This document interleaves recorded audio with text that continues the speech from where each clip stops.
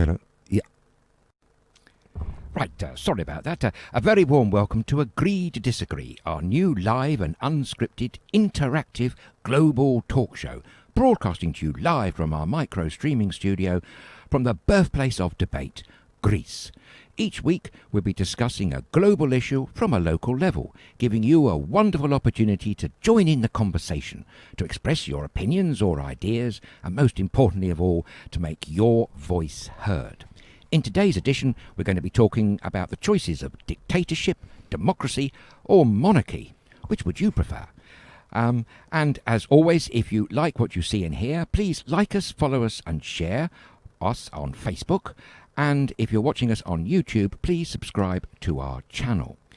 As always, we're very lucky to have the help and assistance of our wonderful producer, Claire, who will be answering all your comments on Facebook Live. And, of course, the one and only Thomas, who will be master at the controls and who joins me live here in the studio today. Hello, Thomas, and how are you? Hi, Adrian. Hi, everybody. Thanks for tuning in. Thanks for watching. Sorry for the beginning. Unbelievable. We just tested 4 minutes ago. We did indeed. Little gremlin crept in there. As soon as I gone live, the soundboard died. So I had to switch to our second soundboard over. So my main board just given up. Oh dear. And off. I don't have no idea. So sorry guys, but welcome back. So it's Wednesday, 28th of October. It's Orchid Day here in Greece, and the celebrations are going and fantastic. So yes, it was great Orchid, and that means a no day when they said no to the Italians who were going to come in and take over Greece in 1940.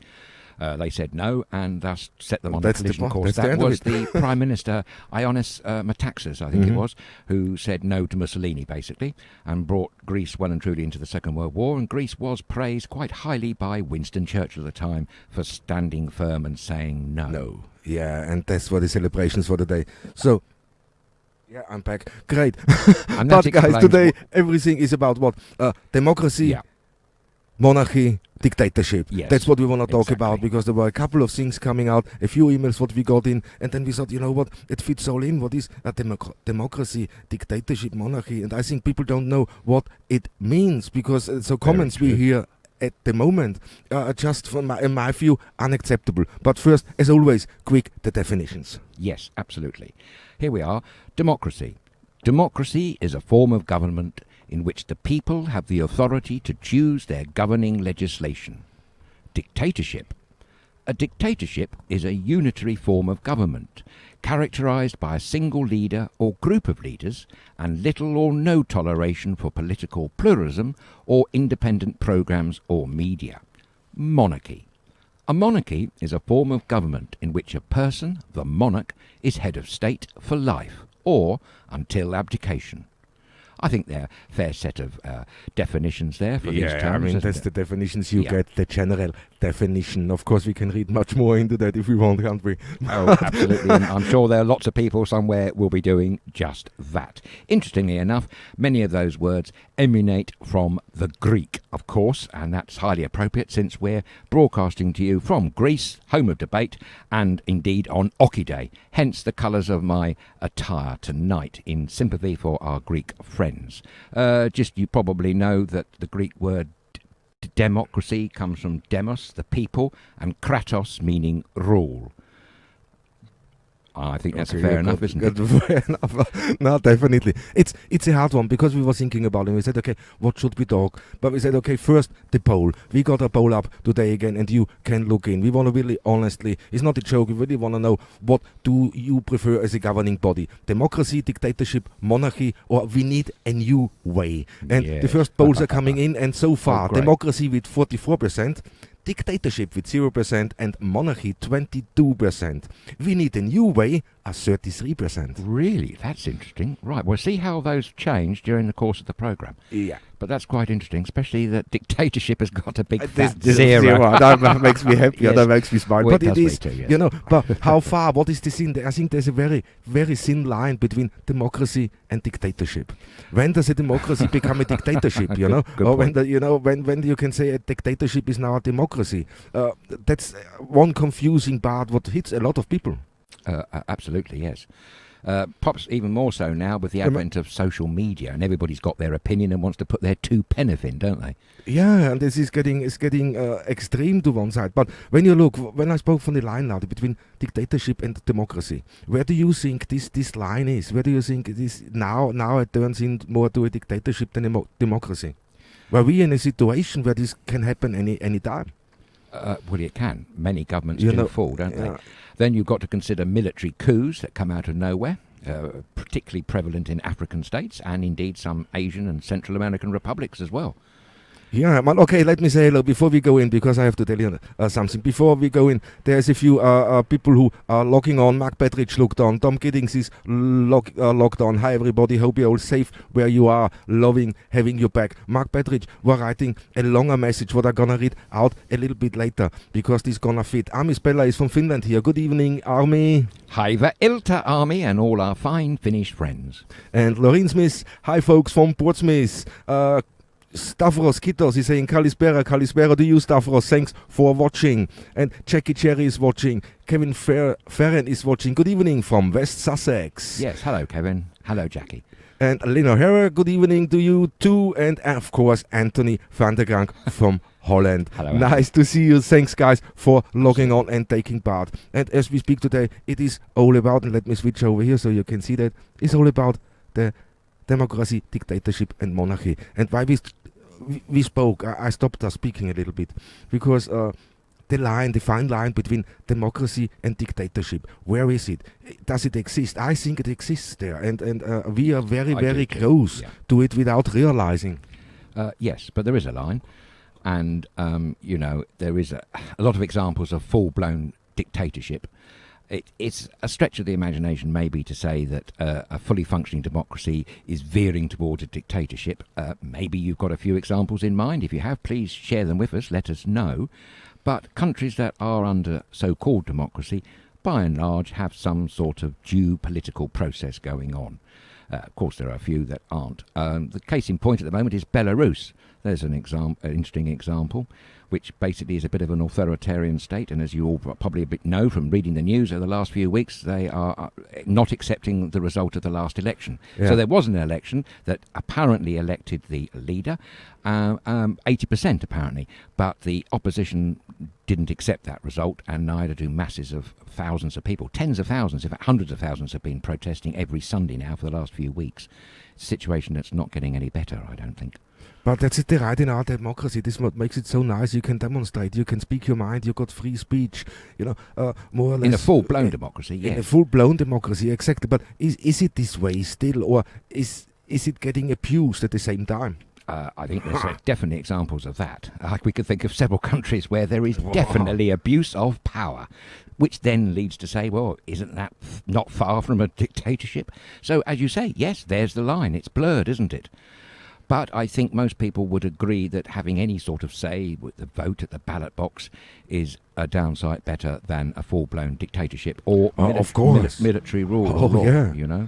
But when you look at it, when we just said lockdown, we all know now with this COVID, we have to mention it. It is just getting worse. It's not getting better. It's getting much worse. So far, in Greece today is over 1,500 new cases reported. So from the mere 60, 70 to 100 what we had all the time, now we gone up to 300, and people say wow, then to 5 to 6. But within the last 5 weeks we grown steadily from 500 up to 1,500 now, or from 300 up to 1,500. And when you look now, when you listen to the people out there, some say this is not true, some say the government, our democracy is not working. That's what's coming. Or I live in a democracy regarding the face masks. I can make my own choice. I'm in a democracy. Or do we turn into a dictatorship? And that makes me a little bit angry, because a real dictatorship, people don't have a clue about it. No, exactly. We should be very clear in defining our terms here, because let's be honest here, surely we are in Greece at the moment here in a democracy. There may be a few of you who disagree and think we are under some sort of dictatorship by a cabal of leaders, but we here at Studio Kerkera do not believe that's the case. No. However, if you disagree with that, let us know. We'd love to hear from you. And if you want to be anonymous, you can always drop us a line or an email at inbox@studiokerkera.com. Yeah, and tell us your view, because here is agree to disagree, and there's freedom of speech. You can tell us whatever you want. Don't worry, we rated it show. If there's any foul language, we covered with that one. So, but going back, where's now the fine line? And I think one of the fine lines you're gonna see now is they started in March when the lockdown happened. So there was a big and a strong possibility for the military to go on the streets to put order to the chaos. They expected to happen. And thanks God, there were no chaos. So this step didn't need to go into effect. No. What is great. Yes, it is. And other countries planned for such an outcome as well. Exactly. So that was it. Now it looks a whole lot different. When we look now on the daily news, the cases are just going. It's just going mad. But there are still people out there who don't believe in that. Who say, no, you know what, they hiding something, or they planned that. There's a conspiracy behind it. So and our government, I mean, there is nothing wrong with the democracy itself. In theory, it's just when it's corrupt, it's corrupt. When it's rotten and in the core, it's rotten. And I think that's more the problem. But now see, if that goes worse, they're gonna have to deploy the army. They have to the military to get the streets sorted, to get the logistics and everything going. And tell people to confine them to their houses to control this whole thing. Is this not bordering on dictatorship? Well, some people might have that view. I personally don't, because I think it's all about safety, personal safety. And they say, the authorities, that the main reason for all these drastic measures are to help the hospitals, the frontline medical services. They are being overwhelmed. We heard last week, didn't we, that in the Netherlands they were sending patients to Germany because they simply didn't have enough beds. Those standby hospitals are opening up again in the United Kingdom, and all these countries that are deeply suffering from COVID-19 second wave pandemic are having their health services severely stretched. That is the reasoning behind these new lockdown measures and different tier structures. But as you said, Thomas, the figures are getting worse on a daily basis, and I dare say, sad to say, we can expect more draconian measures imminently. Yeah, and how this is now in tiers, I don't know. But okay, on one side I get this with the tiers. 1, 2, 3. You need to get the economy going. You need to think. But there again, I mean, when you look now how the countries now with dictatorship were dealing with the COVID, and how democracy countries dealing with the COVID, and then we got some monarchies still left, and I think you got more data on that. How do they deal with it? Well, interestingly enough, apparently there's only 6 countries in the world that boldly claim that they are not democracies, and they are Saudi Arabia, which is an absolute monarchy, Oman, United Arab Emirates, Qatar, Brunei, there's the Sultan for you, and, would you believe, the Vatican City, which of course is an independent recognised state. They are proudly what is it? Is it a monarchy then, or is it a dictatorship? It's a papacy, isn't it? They would say it's dictated by God. I mean, the Pope. Yeah. So it's a dictatorship in the end of the day. I suppose you could say that. I don't know, but they would strongly disagree with you, no doubt. I'm not going to get involved in that argument. But anyway, the Vatican City is not a democratic city. No, we can all agree on that, and we can also agree that Saudi Arabia and Brunei, for instance, are absolute monarchies with stringent conditions that come into force. Although, to be fair, we have seen in recent times a change in Saudi Arabia. Ladies have got the vote and can now drive, which is almost incomprehensible to think that for years before this year that wasn't the case. And there was some. They're making the right step forward. Probably they're going in. I think they're going with the time. What they're doing now, Saudi Arabia, is just hooking up with the 21st century full bar, not just with technology, but also with the life. And there is easing going on. Thanks God, it is happening that way, because I mean, being equal is very, very important in modern life. Yes, it is. Absolutely. It's one of the pillars of so-called democracy. Apparently, Thomas. It's the next one. See, this is the pillars of actually, there's several. Being equal. Here they are. I'm finding them. An American political scientist wrote these down. He's an advisor at the moment to the United Nations, World Bank, and the US State Department. His name was Larry Diamond. He's still very much alive and active. He's defined 4 categories of democracy. 1 is a political system, which is choosing and replacing the government through free and fair elections. Number 2 is active participation of the people as citizens, with equal rights, of course. Protection of the human rights of all citizens is number 3. And number 4, of course, is the rule of law, where the laws apply, you'll like this one, equally and to all. Now, And that to last all. point, And we to can think of all. a few. Exactly. That's yes. what I said. You And know? this is where it goes wrong, isn't it? Exactly. That's When you- exactly the yeah, point. Yes, totally. When you get one person acting out of the rule of law, who's Yeah. in the high seat of government, how can you expect the rest of the population to follow the rule of law? You can't really, can you? No, and that's And we what can the name whole of a few examples. here, Wow, can't we? and the examples are mounting, and even media is supporting that, man. Well, yes. You know, when you look at this thing, but that's exactly what the people who spoke with the meaning. You know, yes, we got democracy. Yes, we got freedom of speech. We never had it so good. I would agree with Yeah? that. Yes, yes. But on the other side, then. You know what's happening? We can see now. Now we see the real faces of our government. Ah, now yes, we're exactly. finding out the mistakes they made and tried to hide, and that's now coming. And that's why people say, you know, I don't know if I believe in democracy. Maybe we have to look for another way of Yes. governing, another way of fair, open, free governing. So It's the stretching the minds go bounds, different, isn't it? yeah. It is of credulity. Have you also thought of something else, Thomas? Have you noticed that many existing so-called dictatorships around active in the world at the moment, most of those people, dictators, have got one thing in common. They're kind of COVID-19 deniers, aren't they? Many of them. That's what I meant. puzzles me. How do these different It's strange that I think that they all- organizations as a states cope with with dictatorship? They are all, I think, denying, aren't they? Yes. I've just thought of another one. Kim Jong-un in North Korea. Yeah. He'd be down as a dictator, a one-party Oh, state. definitely. Some people would say China is. It's a one-party state with the Is- Chinese yeah. Communist Party headed Definitely. by Xi Jinping, and many people see him as a dictator. But of course, the average Chinaman person probably would not. They would see him as a great enlightened leader, guiding them into the light. Or perhaps taking back their former crown. I read a few months ago now that they've turned a corner in China with the way they are operating on the world stage in terms of diplomatic ways, and it's now called the wolf pack mentality, something that apparently China had thousands of years ago. They've now got rid of the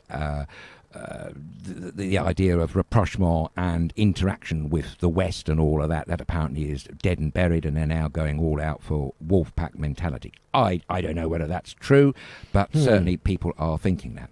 Many people have written books on the subject, including 2 that were hanging around at the Corfu Literary Festival. Peter Frankopan was one, and Tom Holland for Dominion was another. They answer these points. There's also a chap that's written to me on Twitter, Thomas, called Josh Stately. He's written a book all about democracy. Unfortunately, I haven't had a chance to read it before tonight's programme. Sorry about that. Oh, run out of time, Andy. But let me say hello to so many who logged on. Join Blakely is saying, good evening from Jojo and Leon in West Yorkshire. Hi, guys. Nice Hi, to see guys. you. Yeah, Then great. Nick Holston is saying, I'm currently in Corfu. Have been planting grapevines for the last 4 years. Planting grapevines for the last 4 years. While listening to your show each day in Strongilly. Thanks for keeping the show going. Thanks, Nick. Thank you. Thank you, Nick. It's great. But Anthony is great here. And this Anthony van der Graan from Holland is saying, hey, democracy only works if the government realizes we are all inhabitants of this earth. Here, It's a good one. Excellent, Anthony. Totally agree with that one. I'm sure we could talk about it later, but let's talk about it now. What I Yeah. think to say. Say, Bill Wire said, good evening from Switzerland. I'm That just glad. says a Switzerland. hello, Bill. Bill, you're That's just on cue yes, because I I know. was just you read my mind. I was just going to say about Switzerland. You see, on a personal point of view here, I actually think of many of the countries in Europe. I think Switzerland, Thomas, shoot me down in flames if you disagree, but I think Switzerland's actually got it right. I Because, think so. I think yes, you're right there. Yeah, every few yeah. years, the good people of Switzerland go to the polls and elect a party and therefore a political leader. But during that term time of that parliament, each and every big issue that comes along, and let's be honest, there are many, many indeed, get individually voted on in referendums. The Swiss have, I think, more referendums than any country Than any on other the planet. country. And I think Yes, that's wonderful it's true. because it embraces a complete dichotomy of views, and you really can reach out to the population. Because let's be honest here, every government, new government that comes into power, they issue a manifesto. More people might vote The for that promises party. that is, yes, no? yes. It's a list of promises. But they're then they giving might you. slip something else in, Yeah. or there might be a contentious issue amongst those manifesto points. And at least in Switzerland, they're throwing it back to the people to get another say, not just that one say for 4 or 5 year term or whatever it is. And therefore, I think Switzerland is actively acting out a really clean, as much as you can be clean, form of democracy. So it gets my vote. No, definitely. Switzerland is getting it spot on. And when you see sorry, what they're doing and how they're doing it, it's fair based. I think so. Here it comes over. Jackie Jerry is saying, I think where the UK is concerned, we need a better election system, such as the proportional representation. The government might be more fairly run then.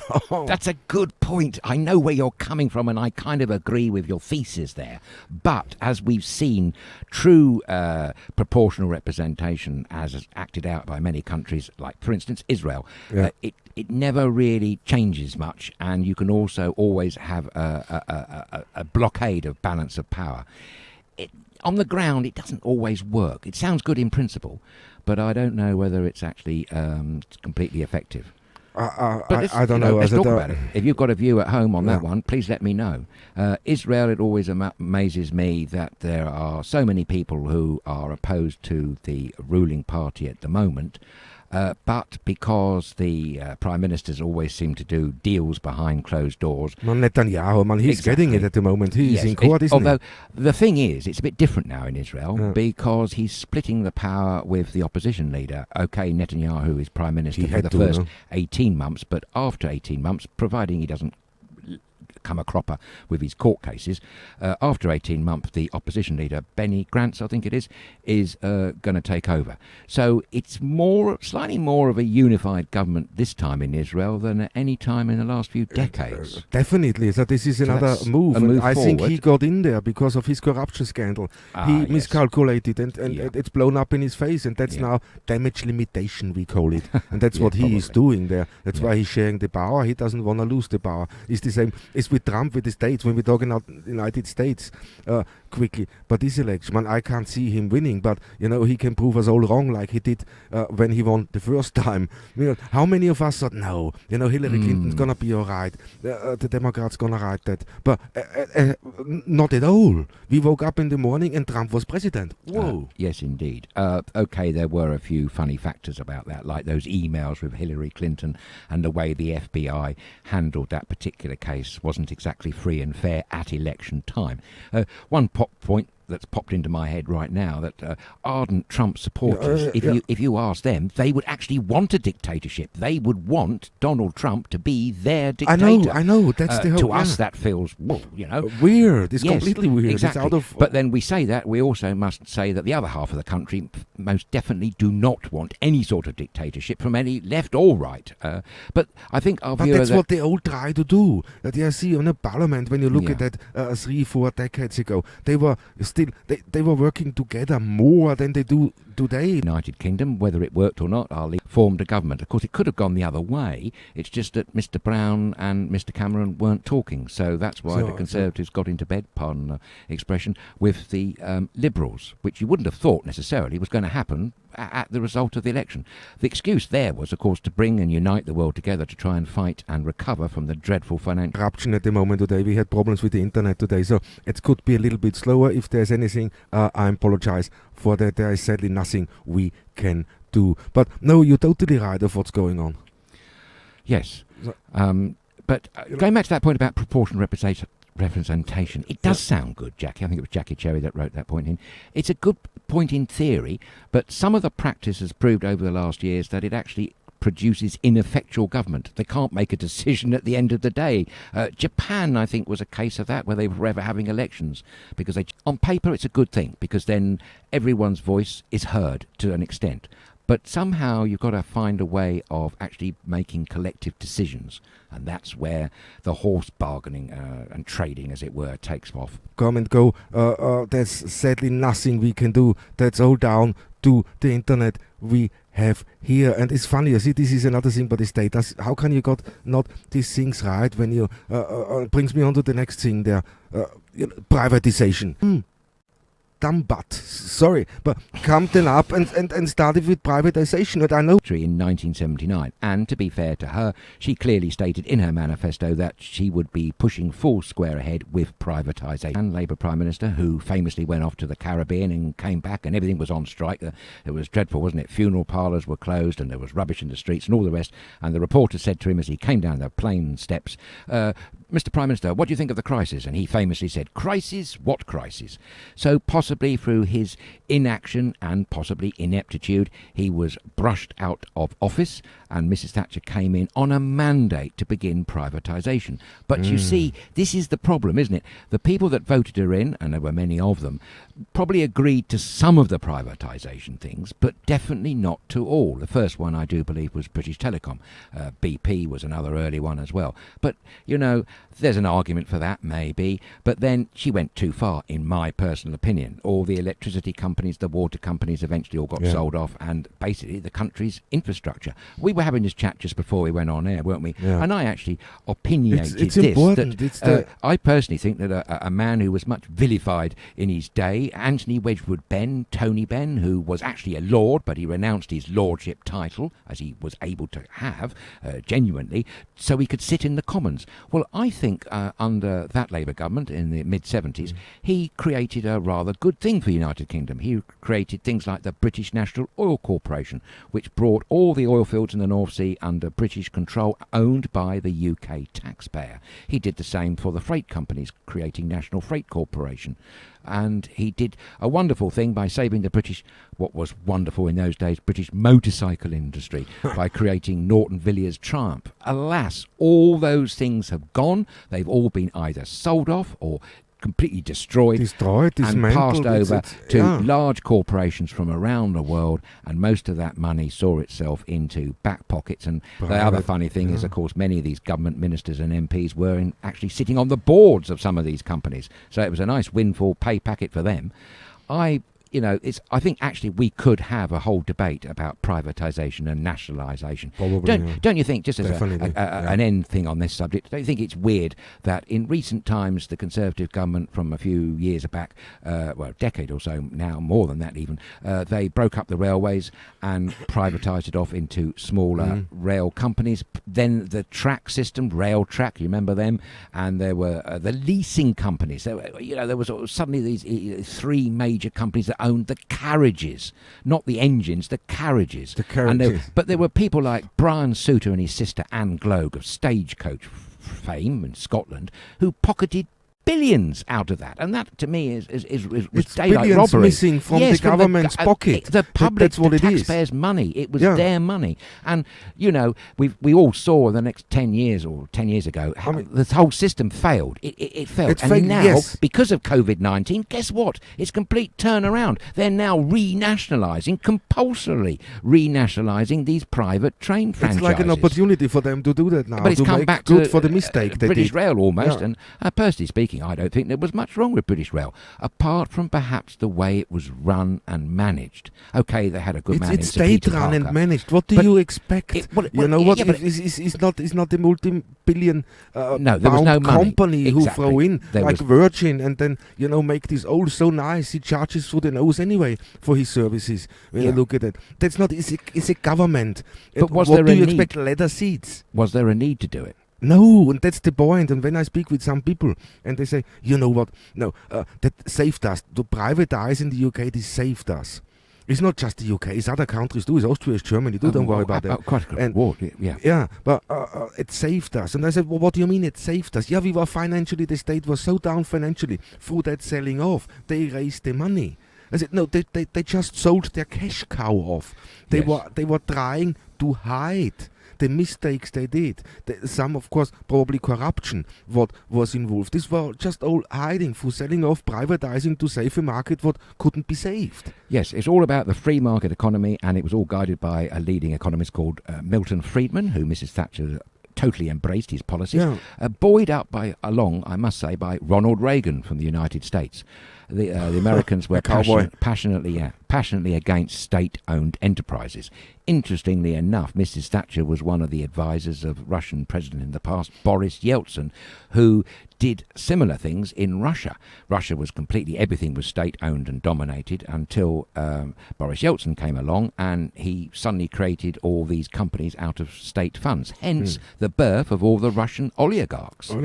But of course, those assets were, in theory, owned by the Russian people. But exactly, and that's where it goes back, Where is then democracy falling apart? Because, that sounds to me more like a dictatorship. Well, they just done that, and people didn't got consulted. We do that because we saved that. We made so many mistakes what got us into this mess. So we have to get out of this mess, have a quick a solution what pacifies the public. That's what it was.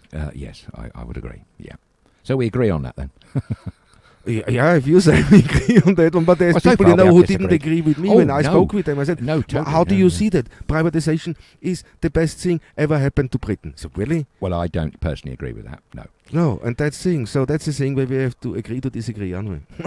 But we agree, but we may disagree with some of our views. Yes, for sure. When we are out and about, guys, we talk to people. We talk to so many nationalities, and we get info, and we talk about their life, their country, their culture, what's going on at the moment politically. And everybody, funny enough, says the same. And they said, you know what? Yes, we live in a democracy. Yes, but it changed so heavily, but heavily to the negative. Yes. So does the pure democracy, how it was planned, how it should have run down, barely exists, and that's something we have to get back. Yes. In Western civilization, it sort of came about in ancient Greece times, and then, of course, Roman times. I was reading earlier on, though, that democracy flourished, would you believe, in the BC's era in Iran, with a completely different regime than we see today. They had a full functioning democracy. But it only lasted for about 400 years, and it was swept away to more authoritarian rule. Yes. So, and how long is democracy now in Europe? That countries like UK, Germany, Austria, Italy, Spain. That's a good question. I mean, are we on this 400 years mark? No, I just wanna, but we're not, aren't we? Yes, I somewhere here I got some notes. In England, apparently, King Ethelred was creating a sort of democracy, even though he was an absolute monarch. He did create some sort of democracy in early 607 AD, I think it was. Okay. And he went on for a bit, and that went on for a bit. But then there was absolute monarchies in the UK, weren't there? Yeah. And then you could say Cromwell came along in the 1600s and swept all that away with the execution of King Charles I. But he didn't last long. It was a protectorate, known as. But then some would say he was a dictator. Yeah. The Roundheads of the Cavalier and Roundheads, and King Charles II was restored onto the monarchy in 1668. I think we were back to absolute monarchy. But of course, on the subject of monarchy, Thomas, it's only as good as the monarch personality themselves, isn't it?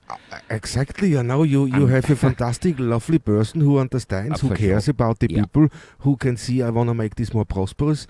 I want to everybody to be happy, everybody to have enough food, to have somewhere to live, call his own, work the land, or do, produce.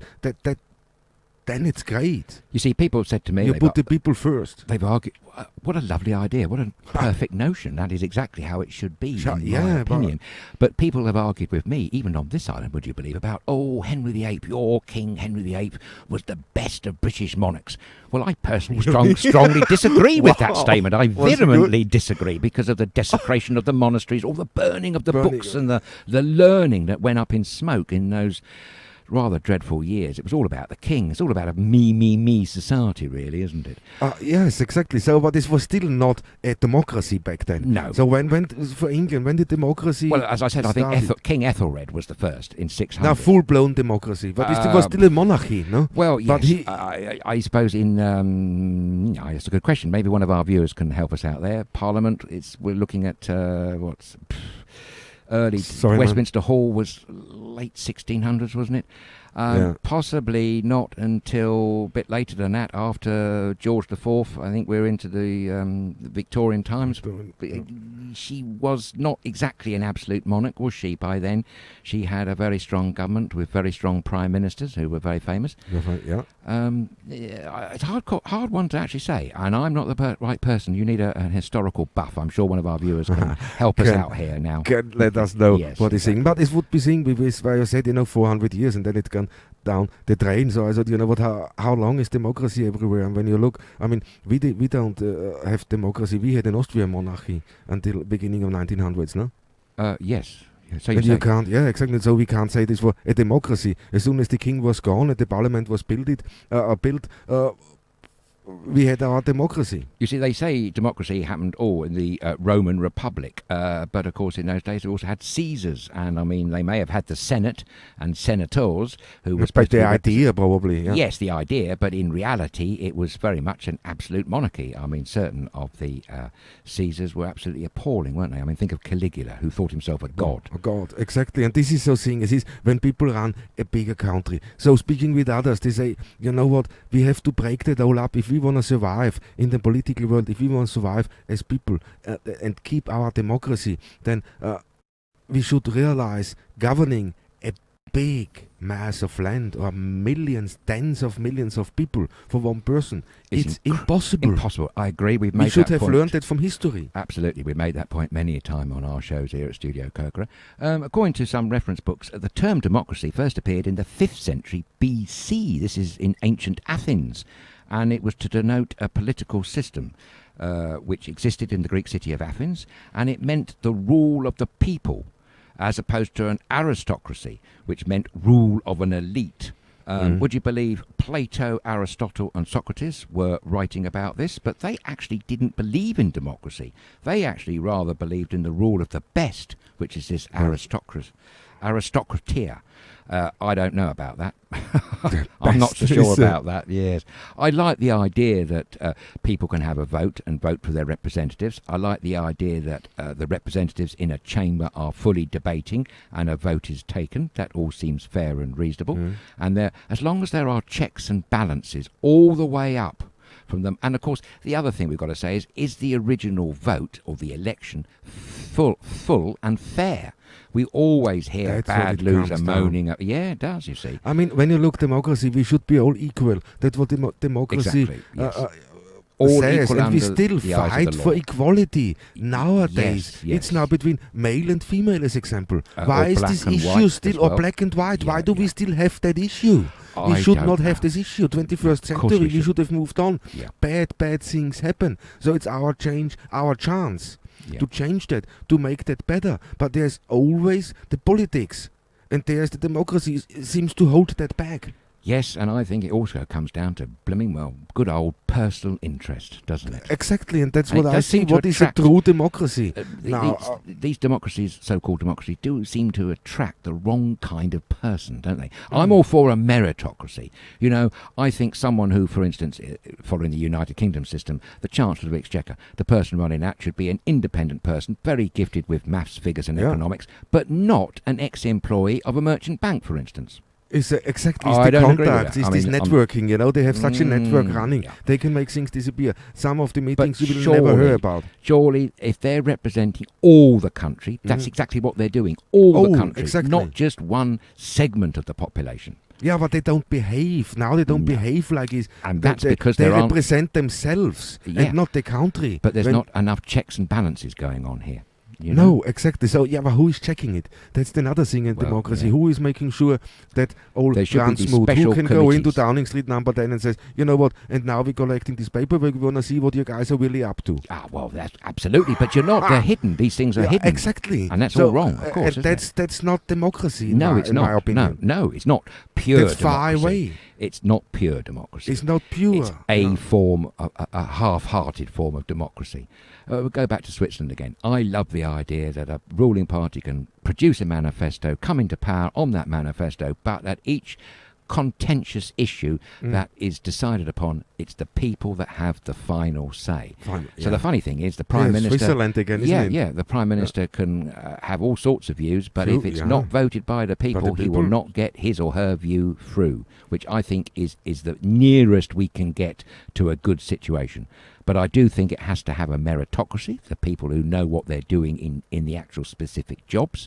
And, of course, there have to be checks and balances all the way along the line. In England, it's supposed to, or United Kingdom, that's supposed to be done by these powerful House of Commons committees. It's all good on paper, but they don't really have much bite or teeth. Even the House of Lords. Now, there's another contentious debating subject in itself. You know, a lot of people strongly disagree with the notion of there being a second chamber, the House of Lords, because it's full of bishops and lords that are made lords because they donated money to the particular political party. That's not right. But either, you can't say it's the people. They're not the people. No, they're the privilleged elite. Exactly, it's the elite, and they think they know what normal. The only thing the is, average needs or the average person wants. They don't have a clue about. They're living in a fantasy world. No, many of them are, but some of them are not. Some of them have worked their way through.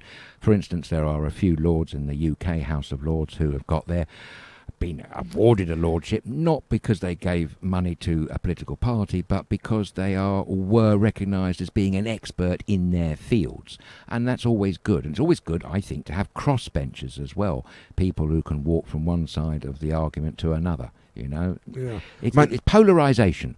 Within a democracy, when you start to get polarisation of thought, then you're verging towards a dictatorship, I would say.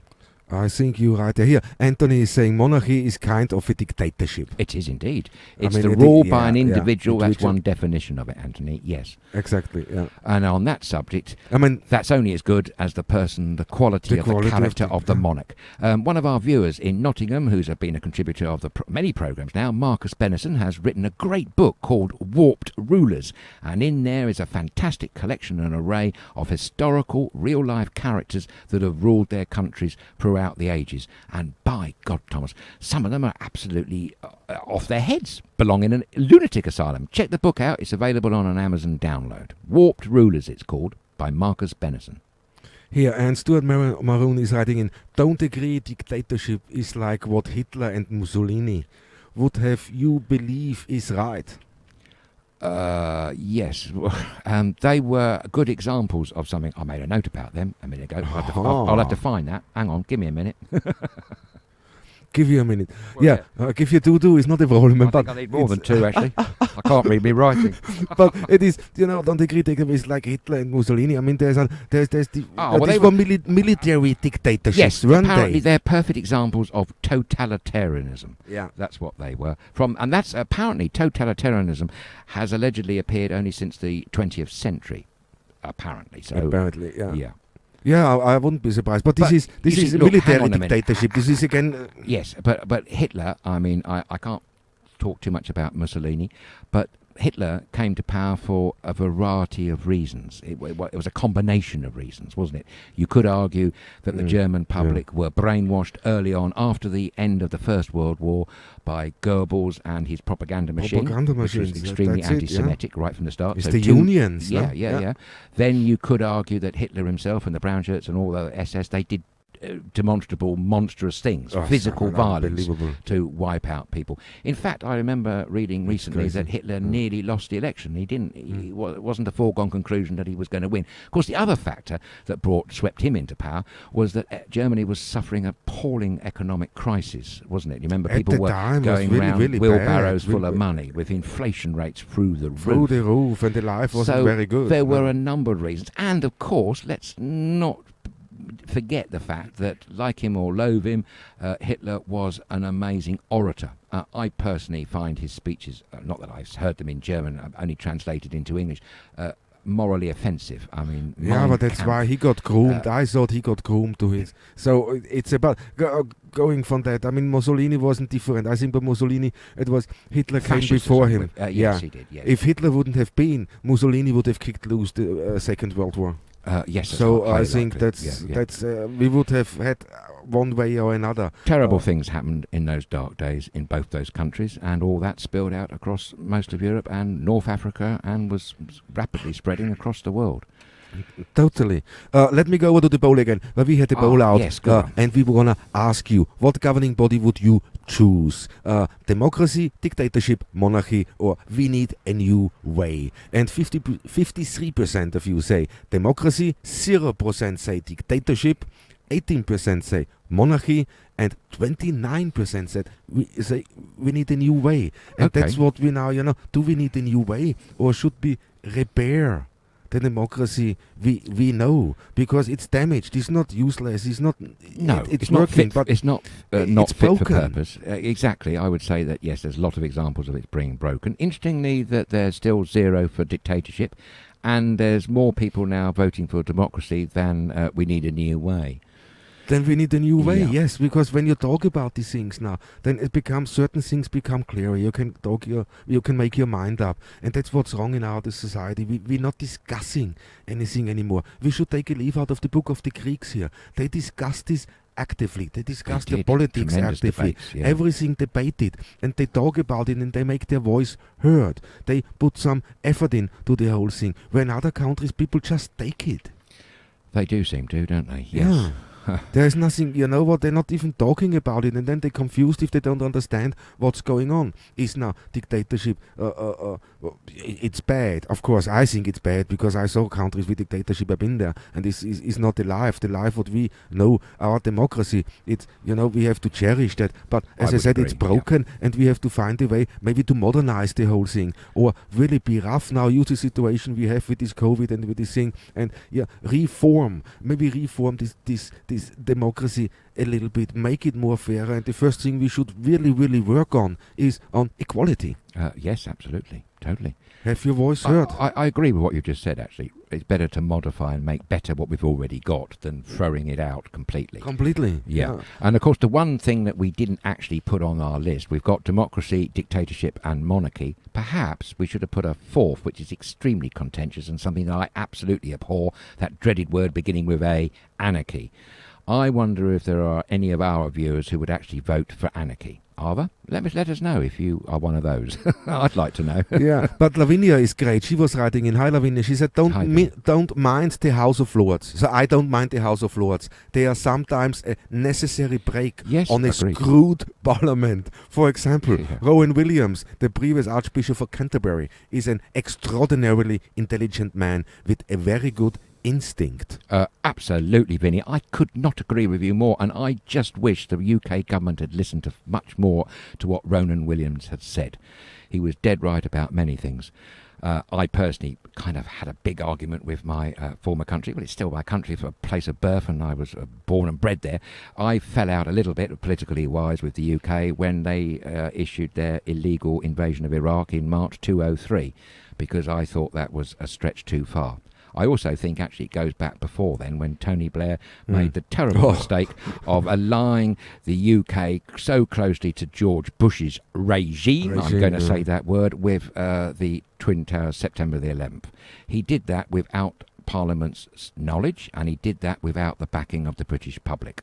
Where are they now? What are they doing now? Why they are not involved anymore? They just left their country because it's both. It's not just Blair. It's also Cameron. No, when you look at them, when they were both prime ministers, and as soon as they stepped down, they were gone. They didn't go back in to try to help their country or make their country better. They just grabbed the money they were able to grab and And they've all done sort very of, well yeah. on the back of it, including... Totally, all. Yeah, but now absolutely. you don't see them in the public light. Now you don't see them with coming No. forward to criticize. Well, I can't believe there's not one politician who can't criticize Johnson for what he's doing now. But you know Mrs. May what slightly. they, you see, they're not interested in their own country. They're in there, and that's For most in the themselves, politics yeah. now for themselves. Yeah, They yeah. have financial interest, private financial interest. That's why they gone in. The same as Farage, just to make himself a name. So he, it's the same. They use that out of personal reason and not for the common good. Yes, if you want to know what's happened to Nigel Farage, I was surprised to see the other day that he's popped up. He's producing a new firm of investment advice. I can't remember the name of it now. He's got some new organisation which is all about selling sound investment advice to you, the good people of the United Kingdom. Of course, we should be reminded that he was a former Goldman Sachs gold bullion dealer. Of course, he knows all about economics, I'm sure. Yeah, of course, you know. Yes, of course. Bill is writing in, we need universal basic income. Now with COVID, it's a good time to launch because the taxation on the other side of COVID is going to be brutal. All this has to be paid for, whichever system is in force. Yes, absolutely. I mean, it might help in the notion of democracy in the United Kingdom if Boris Johnson was to be brave enough and have a little mini referendum. I mean, personally speaking, I think there should have been a second referendum about the EU and Brexit. I think it's absolutely monstrous that got carried and is still sticking. But that's another subject for another debate show. But one way out of his problem with free school meal vouchers for half-term and school holidays would be put it to the people. Because it seems to me, with the footballer, Mark Rashford, is it, from Manchester United, who's done an amazing job of he high got profile. honoured. Is he not getting honoured now? He's an MBE, yes, he is. But he has almost single-handedly grabbed this topic. But he's actually getting down and dirty with it, isn't he? He's actually on the front line, helping out with his mother on food banks. So he's actually doing what he's saying. Yes. He's really putting it into practice, and I know there's an enormous groundswell of opinion in the United Kingdom that really was for these free school vouchers. Yeah, and it's always private individual who do that. And I mean, the government there, Boris Johnson, is saying, oh no, we've got a better way, we just give the councils more money. The critics of the free school vouchers were saying, oh, you don't want to do that because the working class families were only spending on vodka and drugs and all that. Well, first of all, that's a disgraceful thing to say, and secondly, the most important thing is, it's not true. They were vouchers given only to children who needed them for food, nothing else. So it's a false argument, and whoever listened to that is very misplaced indeed. But there's a good example of why the UK should have a little bit of a mini Switzerland going on. A big subject, debating subject like that should be put to the people. Definitely. But why I say, going out and doing personally things now, taking interest in your country. That's what I expect from our politicians when they've been prime minister or at other big jobs. When they relinquish their job. Now, why do they stop?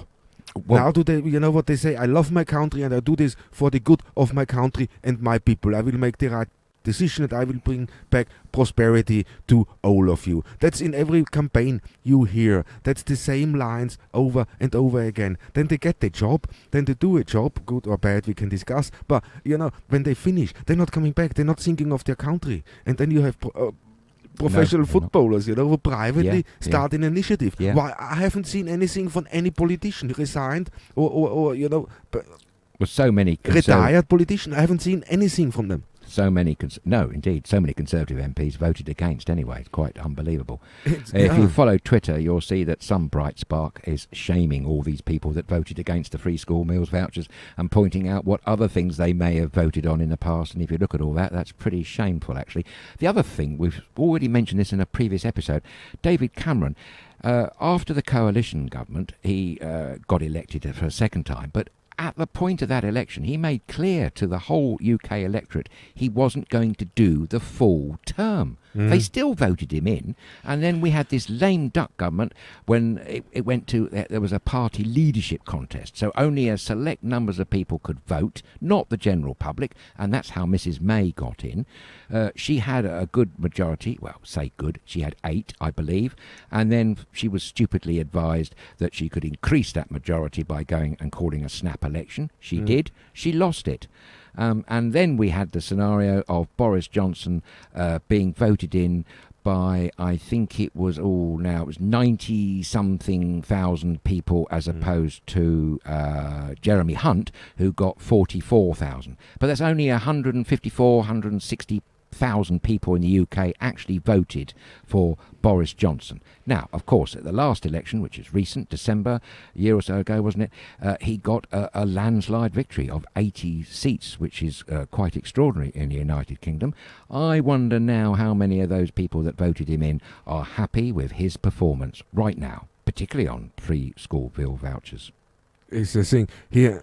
I get a couple of things in here now. Bill is saying Thatcher, the milk snatcher. But well, yes, that was one of the. Thank you, Bill, for reminding me. That was one of the first things that was most controversial and annoyed a lot of people. She had a stroke. She was a former educational secretary under Edward Heath's government of the early 70s, and that didn't work out too well, if you remember those days, and all the rest of it. But yes, one of her first moves was to stop free milk. So I suppose, yes, you're making a good point. There's no change there. No, definitely. Good one, Bill. Good Van one. Stewart is saying back in the day a coalition government worked well, but now don't think it can work out because the parties don't get. True. So but do you not think it was a good call and a good reason for at the advent of COVID-19 and when the pandemic its notice became really serious? That was the moment when, for instance, the United Kingdom should have perhaps dissolved Parliament and formed a complete consensus coalition government, representatives of all parties, like in a Second World War situation. They had a war cabinet. They weren't all from the Tory party around that cabinet at all. It was deemed as a warlike footing, wasn't it? They deemed it so. And surely if it was deemed a warlike footing, then a war cabinet should have come in to fight and to manage this dreadful COVID-19 pandemic. That didn't happen, and we had, I personally think, ineffectual leadership by Jeremy Corbyn. I'm sure he's a decent guy. I don't know. I don't agree with everything he said at all, but he certainly was sending out mixed messages all over the place. There's another example why maybe it's not the best to have one man leading a party. And exactly, and that's the whole thing. That's where democracy, I think, goes wrong, because there's Maybe, still yes. one man in charge, one man over all. But Although, here, if we want a man over all in the UK, Lavinia is saying Marcus Rashford 4 p.m. Yeah, a lot of people say that, Vinny. I know, and this is thing, but maybe it's something needed. When the states had two actors, they had actors. Well, they didn't do that several, but they didn't do that badly. It was a debatable point about Ronald Reagan. Okay, Reagan, he wasn't a good actor either. It's difficult for me to comment on any American president and their effectiveness because I'm not American. I'm not of the country or in the country. I don't know all the ins and outs. I can only better comment on things that's happened and are happening in the United Kingdom. I personally think on an American political system, actually, they are bereft of having a third or fourth national party. I think this two-party state system that they seem to have adopted isn't really working for the mass of the American. Of course it can't. No, it's not. Because there's not just, a left or right. There's also a middle, a forward and a backward. Exactly. So you know what, and when you want it this way. But the middle should come to the fore because, let's be honest here, the majority of people somehow kind of fit in that middle band. Not everybody's extreme left or extreme president shouldn't be part of any party anyway, in my opinion. They should agree. be completely independent on their own, and the other parties around. So, but it is so, there's a whole party behind one man, and we push our candidate in to become prime minister. And that's all what's happening.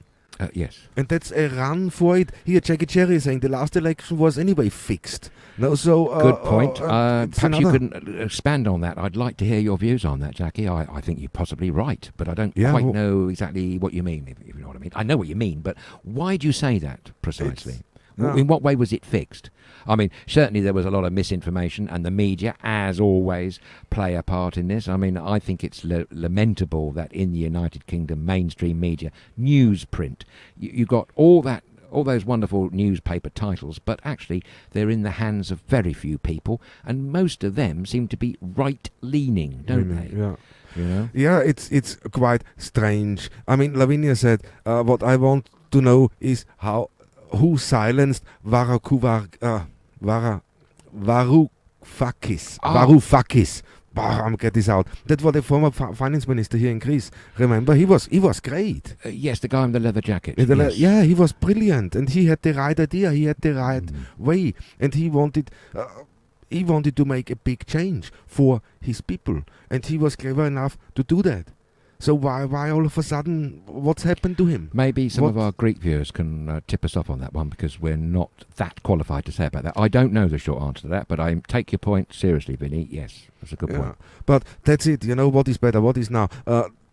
Democracy, dictatorship, monarchy, or do we need a new way? I mean, my personal thing is now, I don't think we need a new way. I think we need to update our democracy. We have to look at the whole thing again and learn from the mistakes we make and correct them. That's all we have to do to make a better life for everybody. And the first thing we should start off with equality. It doesn't matter if you're male or female. It doesn't matter if you're white or black. We are all the same. And as soon as the government realizes that and starts treating it fair, it doesn't matter what background you come, a rich or a poor, that all shouldn't matter. There should be equal opportunity for everybody, and that's where democracy, for me, fails at the moment, anywhere you look. I absolutely agree with everything you said there, Thomas. We're in complete agreement on that. Yes. That makes a change, doesn't it? No, we do agree. You're killing the show, man. Yes, we're killing it off before our very eyes. That's no good, is it? But no, seriously, I think you're right. Let's make better what we've already got.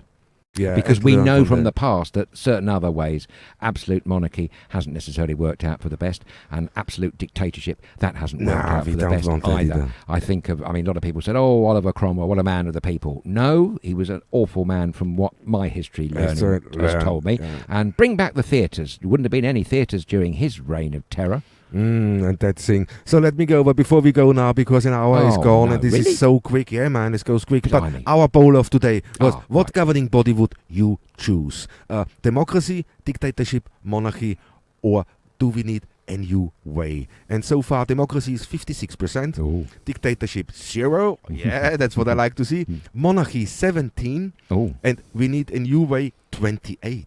Right, well, they all have gone down except for democracy. That's gone up to 56. So 56, maybe exactly. we've just tipped it into the balance for a better democracy. Let's say we should work for a better democracies around the globe, hey?